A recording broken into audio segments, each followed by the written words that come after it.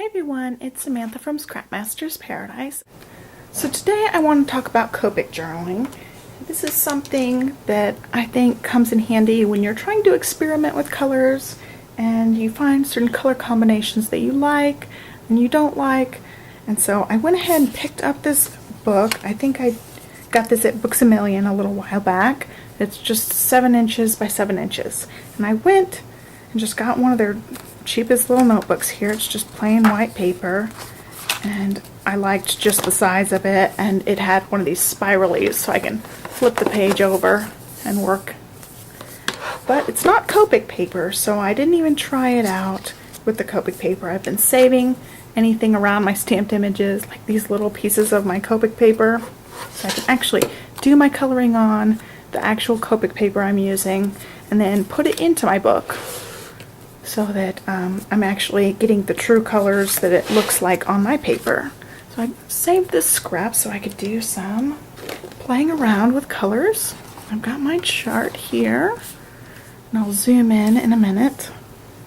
I wanted to find a red that I was really happy with. A deep dark red and shaded up to one of my favorite reds, which is the R29.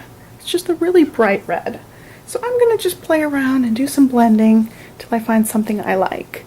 So I'm going to zoom in on my little piece of paper here. It's just a teeny piece of paper. And I have my Copic chart right below it so I can decide what colors I want to do. So what I'm going to do is I'm just going to lay down some of this R27. I've got my Copics right beside me so I can grab colors. I'm just going to play around, add some red here. See what I can come up with.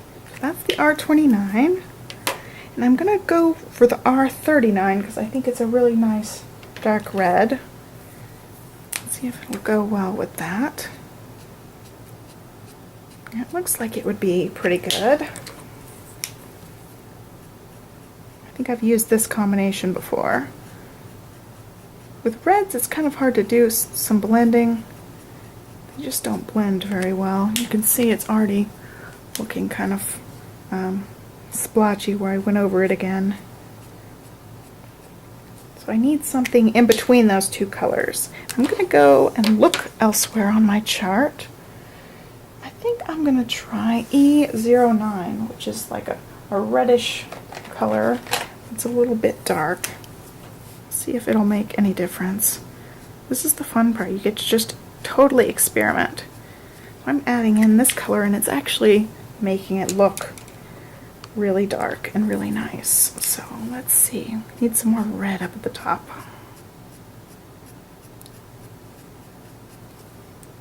This makes it look less purpley.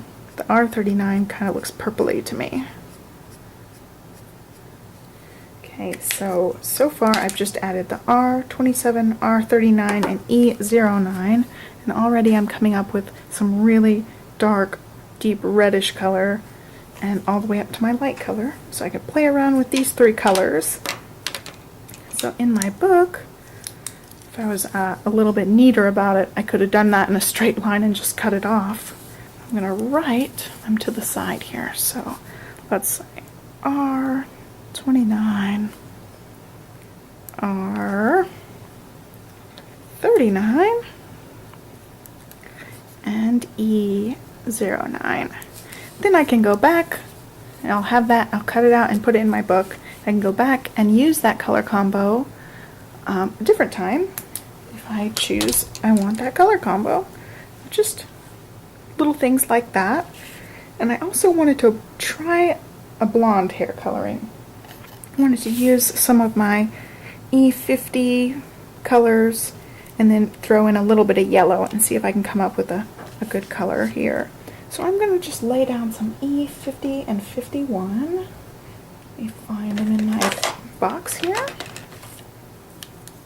I've got E50. I'm just going to lay down a strip of this one. This one's really nice, light, beigey color. I've got E51. It's just a darker color.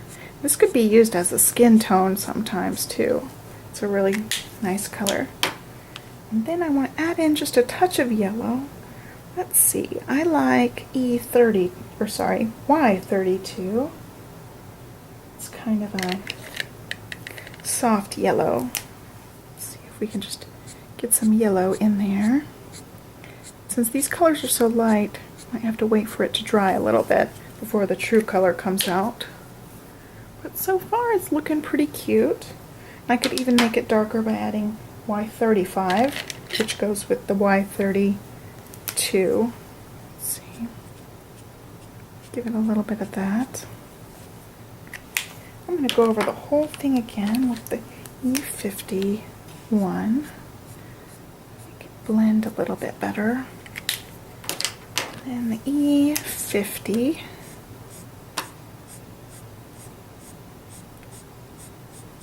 And I actually like that one too.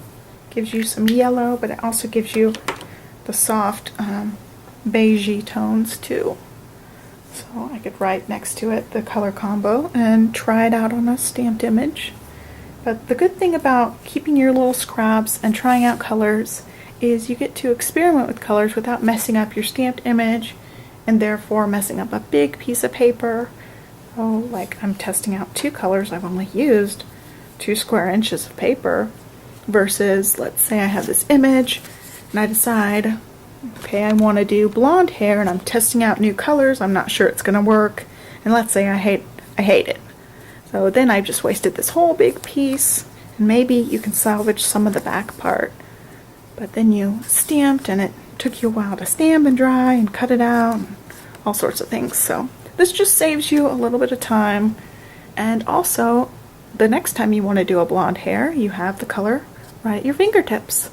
So I hope that you will pick up a notebook and try to come up with your own color combos. And I'm going to be working on filling this book up and sharing those color combos with you guys. So thanks for watching. Bye.